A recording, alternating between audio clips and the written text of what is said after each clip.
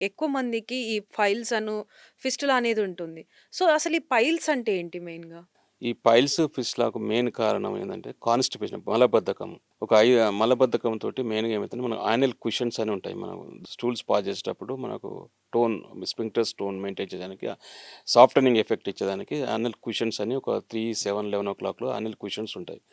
ఇవి మనం stools pass చేసేటప్పుడు మనకు పెయిన్ రాకుండా అవి మనకు సాంతనం కల్పిస్తాయి. ఇవి ఎప్పుడైతే మన కాన్‌స్టిపేషన్ ఉన్న పేషెంట్స్‌కు వాళ్ళు స్ట్రెయిన్ చేస్తారు. స్టూల్స్ పాస్ చేసేటప్పుడు బాగా స్ట్రెయిన్ చేస్తారు. స్ట్రెయిన్ చేసినప్పుడు ఏమైతదంటే ఈ యానల్ క్విషన్స్ తట్టుకోలేవు.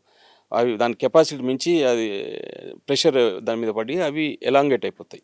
ఎలాంగేట్ అయిపోయి హిమరాయిడ్స్‌గా బయటకొస్తాయి. అల్లా గ్రేడ్ 1, గ్రేడ్ 2, గ్రేడ్ 3, గ్రేడ్ 4 అని ఉంటాయి. గ్రేడ్ 1, గ్రేడ్ 2 అంటేను లోపటే ఉంటాయి. గ్రేడ్ 3 అంటే బయటకొచ్చి లోపలికి పోతాయి. గ్రేడ్ 4 అంటే బయటకొచ్చి ఇక లోపలికి పోవు.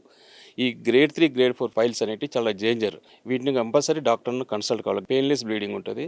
ప్లస్ లేడీస్‌కి అయితే ఎనీమియాలకెళ్ళిపోతుంది. పీరియడ్స్ ఉంటే వాళ్ళకి ప్లస్ పీరియడ్స్ వల్ల బ్లడ్ బయటికి పోతది. హెమరాయిడ్స్ వల్ల బయటికి పోతది. మేల్స్‌కు ఎనీమియా లేట్‌గొస్తది. ఫీమేల్స్‌కి ఎనీమియా తొందరగా వస్తది. ఎనీమియా అంటే రక్తంలో హిమోగ్లోబిన్ పర్సెంట్ తగ్గడం.